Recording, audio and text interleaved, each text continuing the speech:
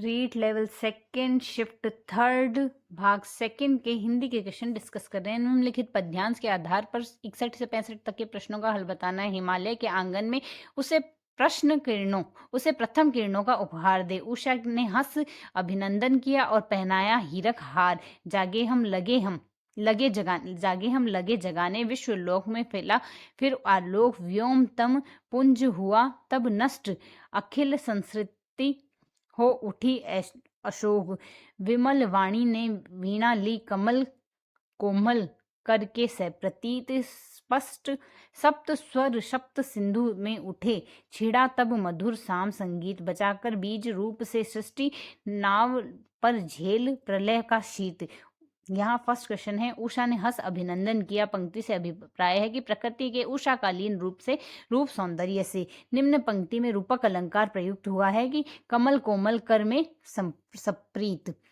बीज रूप से सृष्टि प्रकृति में निहित अलंकार का उदाहरण है। उपमा विश्वलोक में फैला आलोक पंक्ति में रेखांकित शब्द का आशय आलोक से यहाँ आशय भारत द्वारा अखिल विश्व में ज्ञान का प्रसार से। उपयुक्त काव्यांश में कवि की निम्नलिखित भाव से उद्घाटित किया है कि आशा और आनंद को मुझे वहां जाना है। वाक्य में रेखांकित पदबंध का प्रकार है सर्वनाम।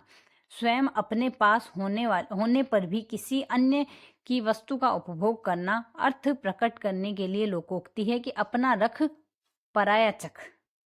माथो मुंडणो राजस्थानी मुहावरे का सही अर्थ निम्नलिखित में से है कि मूर्ख बनाए रे ठगणो। देवगंगा हिमालय से निकलती है। वाक्य में प्रयुक्त कारक का नाम है आपादान कारक। यहाँ से है तो हिमालय से, तो अपादान कारक कर्ता ने कर्म को करण से संप्रदान के लिए अपादान से। तुल्यता सूचक चिन्ह का सही उदाहरण निम्न है। शिक्षित बराबर पढ़ा लिखा। तुल्यता सूचक यानी यहाँ से शिक्षित अर्थात पढ़ा लिखा। किंडरगार्टन जर्मन भाषा का शब्द है जिसका सही अभिप्राय है बच्चों की बाग।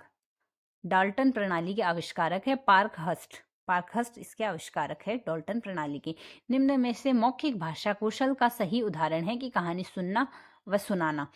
निम्न में से कौन सा कौशल उच्च प्राथमिक स्तर पर बोलना कौशल विकास के अंतर्गत आता है? वाद विवाद प्रतियोगिता में प्रतिभागिता। भाषा की अच्छी पाठ्य पुस्तक की प्रमुख विशेषता है सरल व सरस शब्दावली। नेक्स्ट क्वेश्चन डिलीट हो गया। निम्न में से मातृभाषा शिक्षण का साधन नहीं है। लघु गणक सारणी नहीं होगा। बाकी चित्र विस्तारक यंत्र चित्र दर्शन व ग्रामोफोन होगा। सतत व व्यापक मूल्यांकन व्यवस्थित ढंग से किया जाए तो इसके प्रमुख लाभ है कि विद्यार्थी सत्र पर्यंत अध्ययनशील रहते हैं। भाषा प्रश्न निर्माण में धातव्य है कि ज्ञान अवबोध अभिव्यक्ति से पूर्ण प्रश्न हो। उपचारात्मक शिक्षण का प्रयोग अध्यापक द्वारा क्यों किया जाता है? अधिगम कठिनाई को दूर करने के लिए किया जाता है। यहाँ से हमें गद्यांश देकर 81 से 90 तक के प्रश्नों का हल बताना है। तो यहाँ से अगर हम देखें तो ये हमारे बेसिक नॉलेज से काम में आ जाएंगे। इसमें हमें यह पढ़ना आवश्यक नहीं होगा। जैसे जीवन में वही व्यक्ति सफल होता है जो जीवन की कठिन परिस्थितियों में अपनी बुद्धि से काम लेता है और परिश्रम ईमानदारी व विवेक से काम लेता है। वह सभी का सम्मान करता है। बड़ों के प्रति अप्रिय शब्द नहीं बोलता। सभी से नम्रता और उदारता का व्यवहार करता है। सही सुमति के गुण है।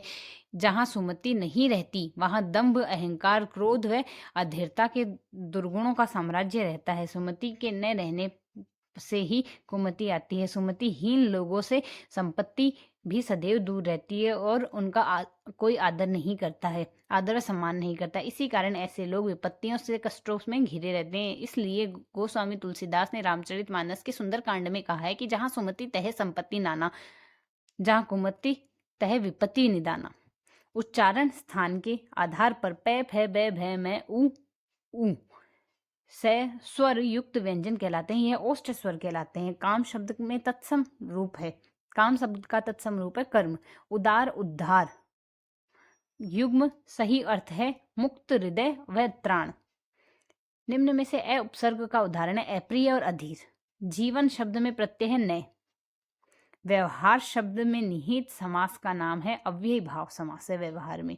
संपत्ति शब्द सही उदाहरण है व्यंजन संधि है। संपत्ति शब्द में कौन सी संधि है? व्यंजन संधि है। निम्नलिखित में से कौन सा में से शब्दकोश से सही क्रम है? ईमानदारी नम्रता व विपत्ति। ईमानदारी नम्रता व विपत्ति। यह शब्दकोश क्रम में सही है। नेक्स्ट है यहाँ से, निम्न में से वर्तनी की दृष्टि से मानक स्वरूप है दंभ। यहाँ वर्तनी की दृष्टि से मानक रूप है, बाकी यह गलत है। निम्न में से निश्चित परिणाम वाचक विश्लेषण का उदाहरण है। मुझे 5 किलोग्राम गुड़ चाहिए, परिणाम वाचक का उदाहरण है, बाकी इसमें परिणाम वाचक के उदाहरण नहीं है।